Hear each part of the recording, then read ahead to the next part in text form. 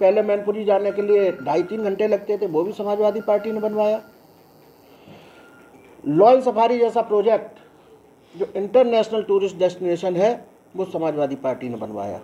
Lion safari आप समझते हैं कितना बड़ा प्रोजेक्ट है।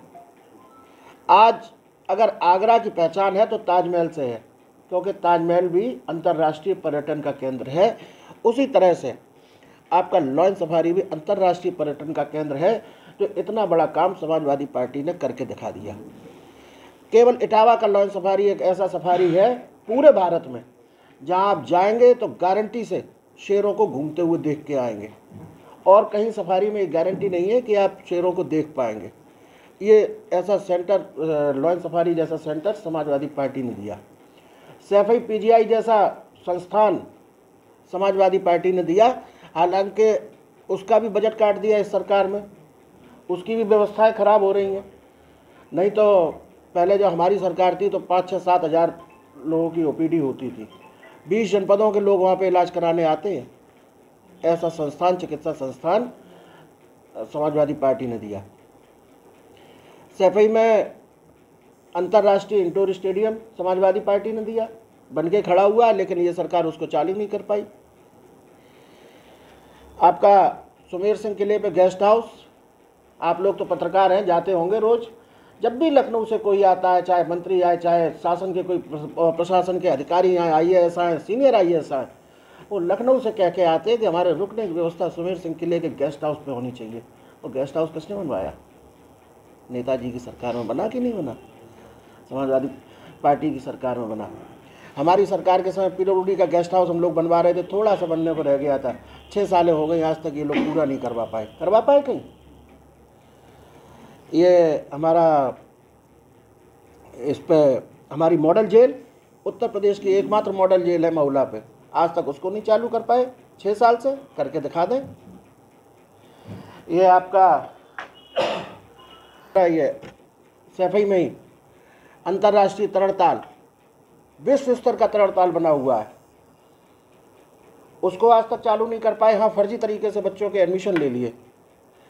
मिश्रा जी गए थे, मैं मिश्रा जी का देख रहा था AVP गंगा पे कि उन बच्चों ने कहा कि हमारे लिए यहाँ पे कोई सुविधा नहीं है, उसको ठीक से चालू कर देते, उसको भी नहीं किया। ये लोग विनाशकारी प्रवृत्ति के लोग हैं। सांसद जी कह रहे थे कि समाजवादी पार्टी की सरकार रही, 3-3 बार मुख्यमंत्री रहे, तो रेलवे पे कोई ओवरब्रिज चालू करवा देते। तो मैं उनके सामान्य ज्ञान के लिए बता दूं कि मैनपुरी फाटक पे जो अंडरब्रिज बना हुआ है वो समाजवादी पार्टी की सरकार ने बनवाया है। फर्रुखाबाद फाटक पर जो ओवरब्रिज बना हुआ है वो समाजवादी पार्टी की सरकार ने बनवाया। इटावा जनपद और आसपास के जनपदों के तमाम यात्रियों को बहुत सहूलियत मिलने लगी है। शताब्दी एक्सप्रेस रुकती है तो समाजवादी पार्टी के प्रमुख राष्ट्रीय महासचिव आदरणीय प्रोफेसर रामगोपाल यादव जी, उन्होंने अपने सांसद रहते अपने विशेष प्रयासों से उस ट्रेन को रुकवाने का काम किया। मैं कोई गलत तो नहीं किया कह रहा हूँ, रुकवाया उन्होंने।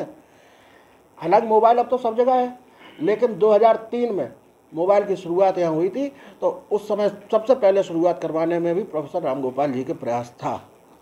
आप कहते हो समाजवादी पार्टी ने क्या किया? इस इटावा जनपद की पहचान समाजवादी पार्टी से है। मैं तो कहता हूँ कि हमने मैनपुरी फाटक पर अंडरब्रिज बनवाया, हमने फर्रुखाबाद फाटक पर ओवरब्रिज बनवाया।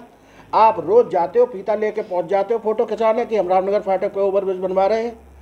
मेरी जानकारी है कि आज तक उस पर कोई कागजी काम भी नहीं शुरू हुआ है। सांसद जी बता दें कि काम खत्म करने की छोड़े, रामनगर फाटक पे ओवरब्रिज बनने का काम शुरू कब तक हो जाएगा? पचनदे पे ओवर डैम बनाने की बात, पचनदे पे डैम बनाने की बात करते हैं। पचनदे पे डैम बनाने के लिए कोई भी शुरुआत नहीं हुई है आज तक। अगर हुई हो तो वो एक तारीख बता दें कि वहाँ भी डैम बनाने का काम कब से शुरू हो जाएगा, और नहीं तो ये झूठ बोलना बंद कर दें। हमारी विधायक सदर रोज कह रही कि रूरा पे पिलुआ मंदिर के पीछे जमुना जी पे पुल बनवा रहे हैं। कहाँ बन गया पुल? पुल के लिए कोई अलाइनमेंट भी हो गया हो तो बता दे। बसरेहर में बाईपास बनने का दावा होता है, एक बार तो उन्होंने कह दिया कि बन गया तो वो हमें दिखा नहीं। भैया किसी को दिखाओ, आप लोगों को किसी को दिखाओ, या उनके पास संजय जैसे दिव्य नेत्र हों जहाँ बन गया हो तो ठीक है, अलग बात है। वैसे मेरी जानकारी में ना बसेर बाईपास का कोई अलाइनमेंट अभी तक हुआ है, ना कोई लैंड इंक्वायरमेंट हुआ है, ना कोई बजट का अलॉटमेंट हुआ है, कुछ भी नहीं हुआ है। करवा दे। और एक चुनौती देता हूँ, 6 साल हो गए भारतीय जनता पार्टी की सरकार को, एक बड़ा काम बता दें इटावा जनपद में जिसका शिलान्यास भी इन्होंने किया हो, जिसका उद्घाटन भी इन्होंने किया हो। 6 साल तो बहुत पर्याप्त समय होता है, बता दें। हमने तो दर्जनों काम गिना दिए, और ये बहुत सारे काम हो सकता है मेरे दिमाग में अभी ना आ रहे हो, और बहुत काम तो मैंने कहा कि अगर एक एक काम करके बताना शुरू कर दिया तो कल सुबह लग जाएगी, पूरी रात बीत जाएगी। इतने काम किए, वो कहते क्या किया। तो इस तरह की गैर जिम्मेदारी की बात एक जनप्रतिनिधि को नहीं करना चाहिए। आप जाते हो, इटावा का प्रतिनिधित्व करते हो देश के सबसे बड़े सदन में, जिम्मेदारी की बात करना चाहिए, गंभीरता की बात करना चाहिए। मैं तो उनसे पूछता हूँ कि चलो ठीक है, ये चालू करवा दें, यही चालू करवा दें जो हमारा इंटरनेशनल इंडोर स्टेडियम पूरा बन के बंद खड़ा हुआ है, उसको चालू करवा दें।